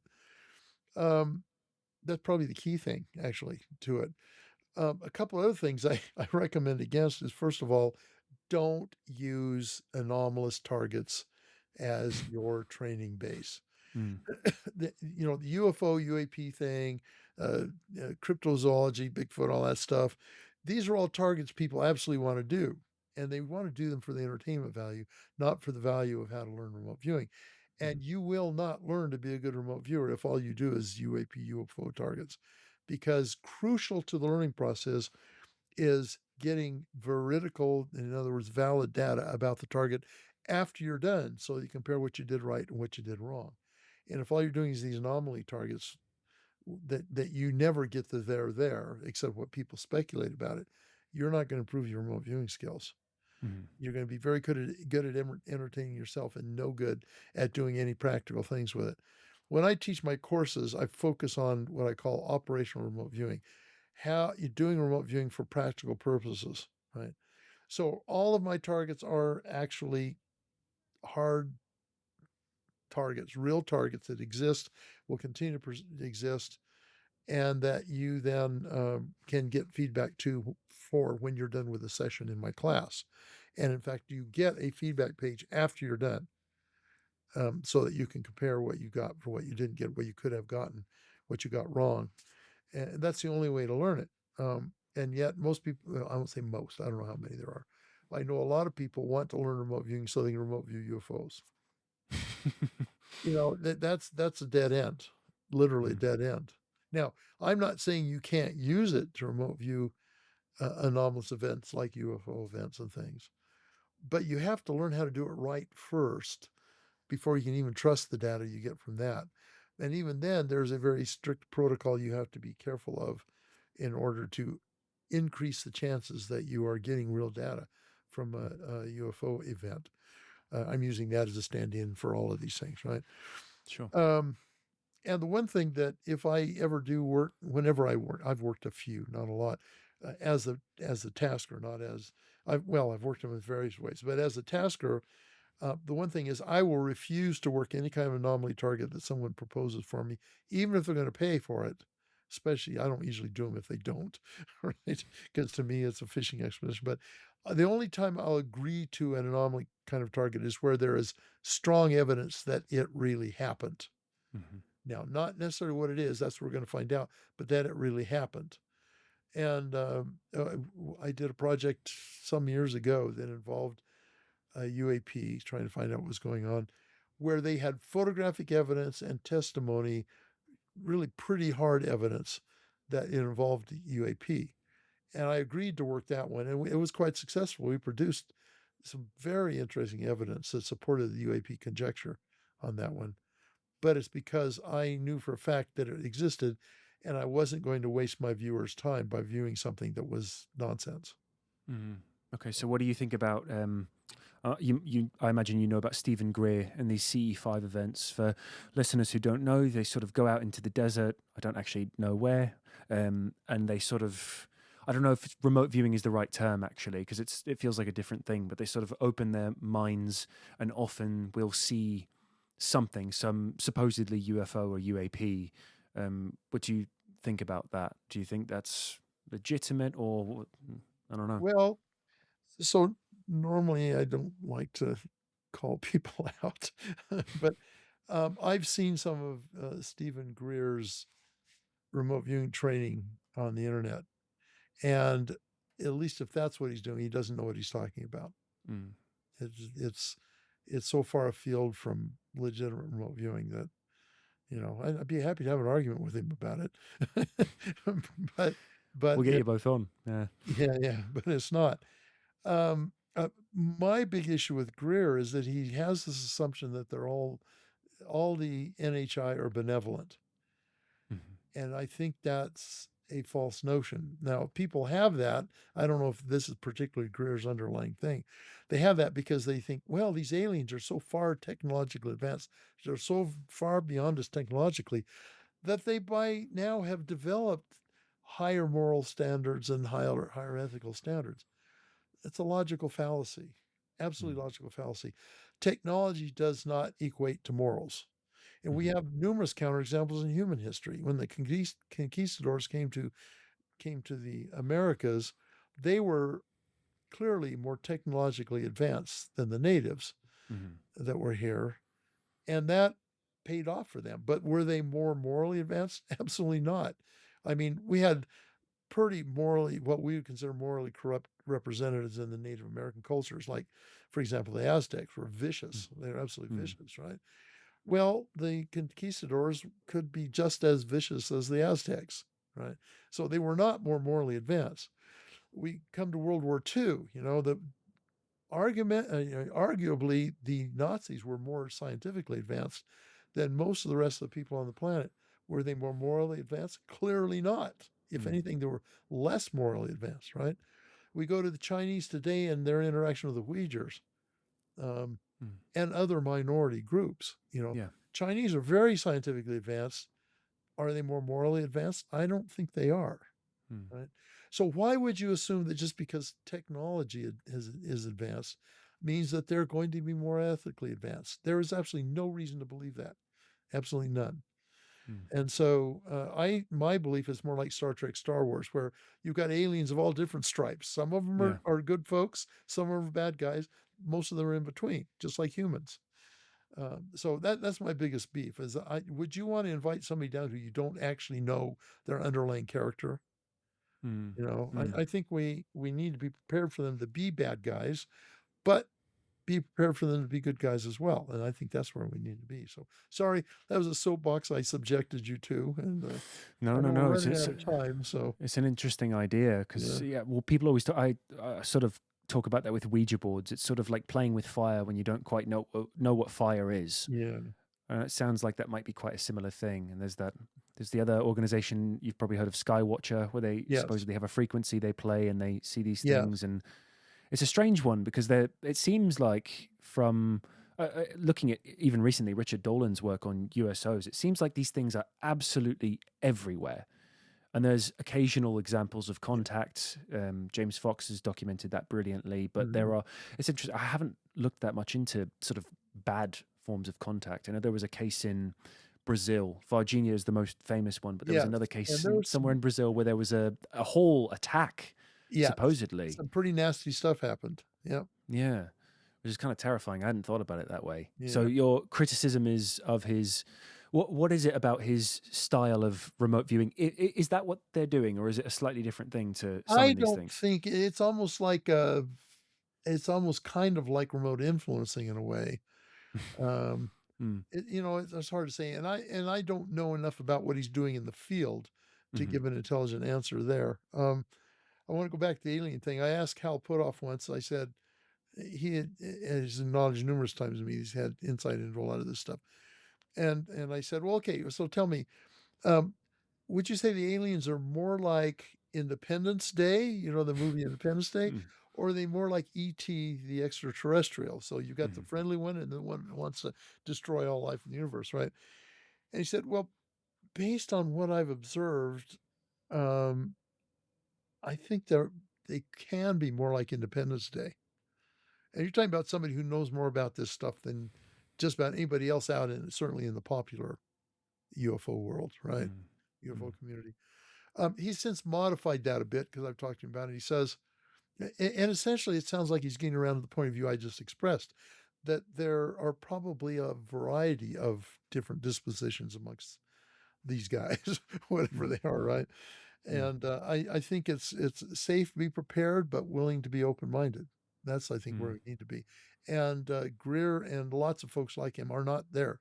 They're like the group of people on top of that building in L.A. and Independence Day. Welcome aliens, welcome aliens. Okay, well, what are your thoughts then on disclosure? Do you think it's surely it'd be better if there is something going on if we all know, other than commonly stated security risks? I think that that some disclosure would be beneficial. In fact, I think we're having the term's been used, soft disclosure, little at a time. Although, Trump, you said, we're going to turn everything loose. We're going to declassify everything. And he doesn't know what he's talking about. Clearly, as in many other things, he doesn't know what he's talking about. He doesn't have control over that. That's clear from the Wilson memo that Eric Davis produced. The president doesn't have a say except on peripheral things. And if you see the tranches of disclosed information that has come out since then, they're not disclosing anything. It's very obvious that they're just winnowing up unimportant data from the different agencies and just putting it out there to keep people happy, right? So I think there's reasons to keep things from being disclosed up to a point. I think there's some things that shouldn't be disclosed. but I think we could stand for more. I'm almost out of time, but so I was at Contact in the Desert last week, right? Mm. Or was the week before? I forget. I lose track. A while, and not too long ago. I think it was the weekend before last. And Jacques was on stage along with Tim Gaudet and Eric Davis. Um, and somebody challenged him and said, "Why aren't you disclosing things you know?" And I think it was Tim that answered. He said, "Well, it's because first of all, it's classified, and we're under obligation not to do that." Essentially, he didn't say it, but we're not interested in going to jail, right? Mm. And the guy just kept challenging him. The guy, I would have loved to have an argument with him, but Danny Sheehan gets up and says, "No, I think you ought to." He says, and of course, Danny Sheehan had a history of the Pentagon Papers, right? And I Okay. think that he made some mistakes back then too. But in this case, he essentially came up with what I call, there's not exactly category error, but certainly was a fallacy. He said, "Look, the Chinese and the Russians know everything we know anyway. So what's wrong with declassifying all this stuff?" Which is really kind of stupid because he's assuming that the Chinese and the Russians know everything we know. And so if we declassify everything, they aren't learning anything new. But that's wrong. We don't know what they know about what we know, right? And so if we declassified everything, the odds are very high they don't know everything that we know. They know parts of it. And if we declassify everything, it confirms the things they know already, and it gives them a whole brand new bunch of information they didn't have before. Plus, there's value in them not knowing this is going to be complicated, them not knowing that what they know is what we know, right? Keep them guessing. There's value in keep them guessing. So his whole argument for disclosure of the stuff that probably shouldn't be disclosed, it's similar to maybe how to make an H bomb, right? The value in that is not letting them know what we know or confirming what they think they know of what we know. Anyway, it's very convoluted, right? But I think you get the idea. There's still value in keeping things that ought to be classified, even if the Chinese and the Russians know pieces of it. Right. So anyway, there we go. We got off remote viewing into another interesting field that's starting Into to get my aliens in attention. another branch. Yeah. I'm very aware you've got to finish. You said we had about 2 hours. This has been great. Thank you. I'm wondering if you can let people know where you're going to be, if you're doing any more talks in the near future, how they can find you, your website, all that good stuff. I'm going to the Society for Scientific Exploration conference in the Denver area next week, but I'm not giving a talk there. I was supposed to, it's complicated. I was going to, and then I couldn't, and then I could again, and it was too late, right? But I will be at Sci Games in Charlotte, North Carolina, in just the first week in August. I'll be there, and then I'll be in Canada in Halifax the first part of October, giving a talk, and then there'll be things in between. I've got a class, a basic course I've scheduled for in July. You can find out a lot of this stuff on my website, which is rviewer.com. I don't know if you're going to put up a bug or something with that. I'll link it up and everything. Yeah. Well, let me know the next time you're in Glasgow or London as well. I'd love to come along. Yeah. Okay, good. And let me put in a plug for my book, The Essential Guide for Remote Viewing. That answers a lot of questions that are left hanging from our discussion here. So that could be a useful thing for people out there to see. Great. Yeah. With all the branches that we did, it's good to have the source material they can go back to. All the rabbit holes we went down partway. Perfect. Amazing. Thank you so much for your time. Again, this has been great. Quite welcome. And maybe sometime we do it again. I enjoy these things. So love that. Yeah. Maybe we can do the debate with Stephen Greer. I'd like to see that. That would be interesting. Yeah. On the horizon. Anyway, amazing. Cheers. Thank you. Thanks for the opportunity.